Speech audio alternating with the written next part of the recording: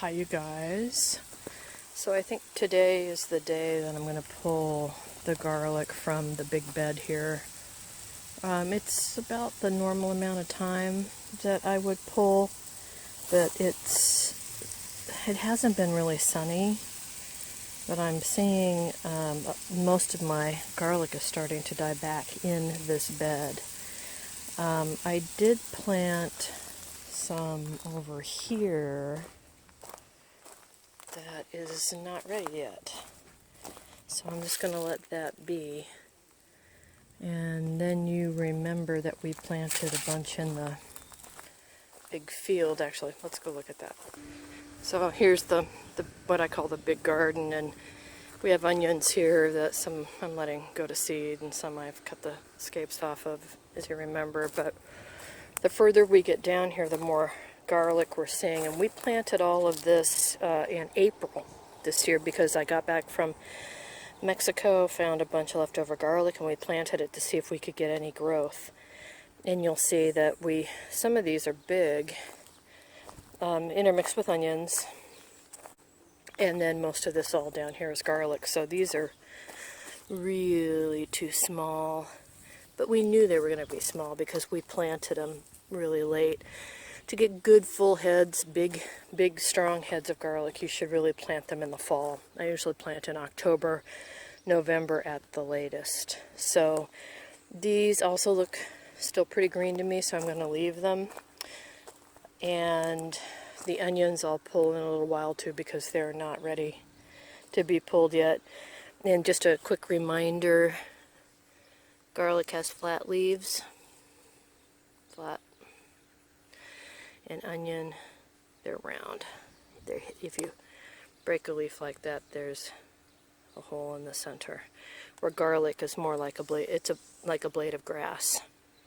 That's true for domestic. For wild, apparently it's reversed. The wild onion has flat leaf, and the wild garlic is round, but that's not what we're talking about today, so we won't get into that. So let's go get back into the garden bed and look at pulling today's garlic. Okay, so I wanted to talk a minute about scapes. Here's a garlic scape. It'll turn into a big, beautiful flower. This one's kind of purpley. And here are smaller scapes that we cut from these other garlics here. Now, if you let them flower, there'll be little bulbils in there, which are these tiny, itty-bitty little garlics. And I'm going to try to force them by leaving them in some jars and not eating them, because I usually do eat them. A lot of people eat them. So I'm going to force them open and see if I can get any bulbils. This is an onion. Now it's an onion scape. Oop. Very much the same, only the color is different. But if we let this one stay in place and open up, inside the flower there are black seeds, like small peppercorns, flat small peppercorns. And if you plant one of those, you'll get a whole onion head. If you plant a bulbil, it takes a few years to get an onion head out of it. And that's with, or onion head, no, you won't get an onion head, you'll get a garlic. And that's with regular hardneck garlics. This is an elephant garlic, which is a member of the lily family. And if you plant the little, I can't remember what they're called, I'll put them in the bottom notes.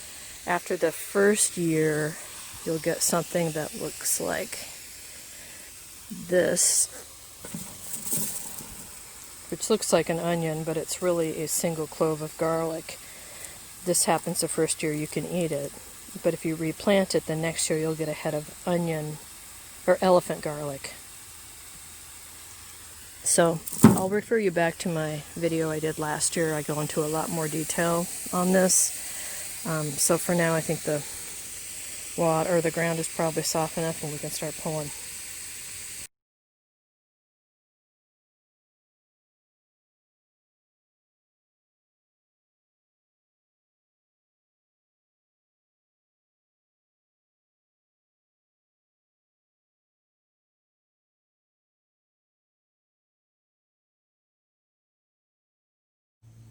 So this is what I got out of the bed over there. There's about 140 cloves or heads of garlic here, and one onion down at the end by that glass.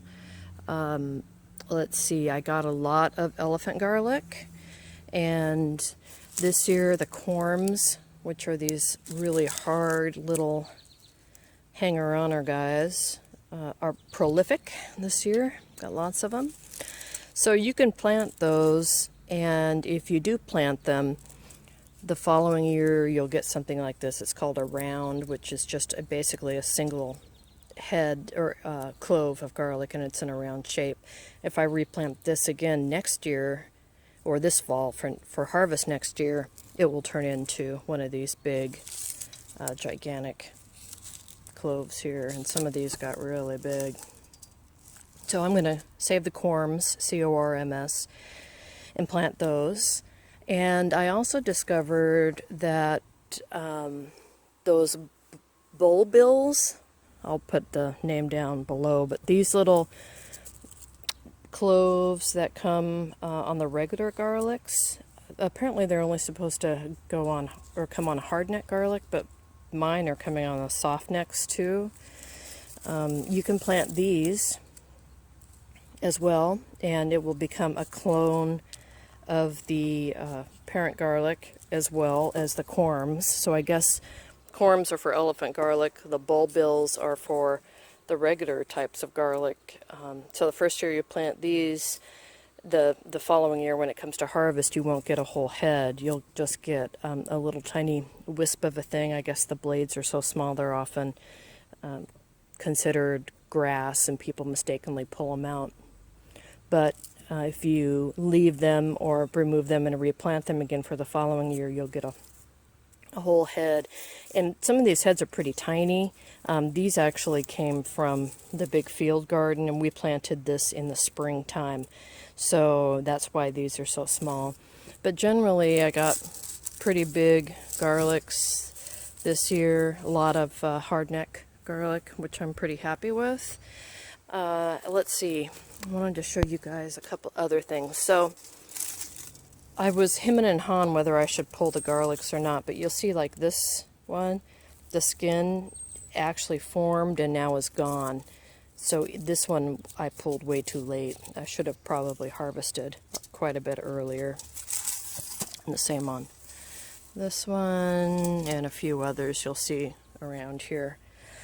And I'm also trying a little experiment where I kept some of the scapes, and I'm going to try to see if I can force them to give me some bulbils, those little tiny garlic seeds, to replant as well. So this looks pretty cool to me. So they're pretty anyway. These purple ones came from the elephant garlic. I don't know what it's going to give me. But the regular garlic here, we'll see what happens. I think it will give me some of the bulbils up here too. They'll be teeny tiny.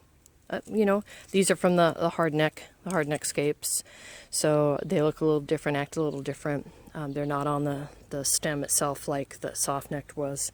They're up in the blooming flower part. So anyway, a little experiment, another experiment to try. So again, I got about 140 bulbs out of the ground. I still have some garlic just right over here I need to pull, but it's not ready yet. It's still pretty green. And then of course in the big field I've got garlic as well. So thanks for watching. This is the garlic video, and let me know if you have any questions about planting garlic, harvesting garlic. I've been curing it out here. I leave it on my table for about 4 or 5 days until that nice papery skin forms.